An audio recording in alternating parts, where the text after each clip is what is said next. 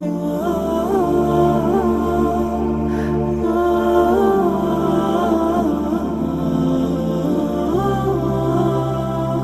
شیخ شریعت میں سود خوروں کے لیے کیا وعیدیں آئی ہوئی ہیں؟ جب سود اتنا بڑا ظلم ہے تو شریعت نے وعیدیں بھی اتنی ہی سخت سنائی ہیں. بہت مشہور آیت ہے، اللہ تبارک و تعالیٰ نے سورۃ البقرہ کے اندر ارشاد فرمایا، یا ایھا الذین آمنوا اتقوا اللہ وذروا ما بقی من الربا ان کنتم مؤمنین فإن لم تفعلوا فأذنوا بحرب من اللہ ورسولہ. کہ ایمان والو اللہ سے ڈرو اور سود کو چھوڑ دو، اگر تم نہیں چھوڑنا چاہتے ہو تو فأذنوا بحرب من اللہ ورسولہ، یعنی سودی نظام کو چلانا، سودی کاروبار کرنا، یہ اللہ اور اس کے رسول سے اعلان جنگ کرنے کے مترادف ہے. بہت سخت اسلوب ہے اور بہت سخت وعید ہے. اور احادیث میں تو نبی کریم صلی اللہ علیہ وسلم نے بھی بڑی سخت وعیدیں سنائی.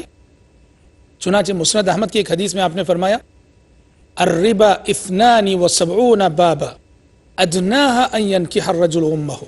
اللہ اکبر. کہ سود کے 72 سے زیادہ شعبے ہیں، 72 سے زیادہ اس کے پہلو ہیں، اور اس کا کم سے کم تر شعبہ بھی اللہ کے نزدیک ایسا ہے کہ کوئی شخص نعوذ باللہ اپنی ماں کے ساتھ منہ کالا کرے. اللہ اکبر.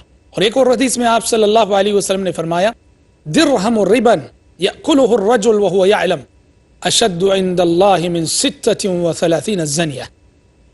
کہ جان بوجھ کر سود کا ایک درہم کھانا 36 مرتبہ زنا کرنے سے بدتر ہے. اللہ اکبر. سہم جانا چاہیے ان تمام حدیثوں کو سن کر.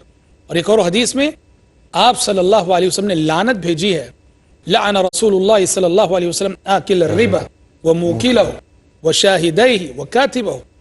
اللہ کے نبی صلی اللہ علیہ وسلم نے لعنت بھیجی ہے، اور اس ملعون سے بڑا بدقسمت کون ہو سکتا ہے جس پر اللہ کے رسول نے لعنت بھیجی. بے شک. سود کھلانے والا ملعون ہے، اس پر لعنت ہے.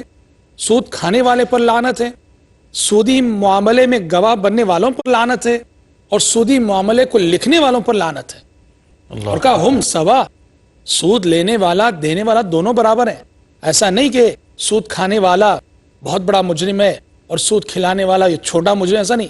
کہا دونوں بڑے مجرم ہیں. بالکل. کھانے والا تبھی کھائے گا جب کھلانے والا کھلائے گا. بالکل. اس لیے شریعت کی نصوص اور کتاب و سنت کی ان آیتوں اور ان حدیثوں کو سن کر سہم جانا چاہیے ان لوگوں کو جو سود کے اس مرض میں اور سود کی اس لعنت میں مبتلا ہیں.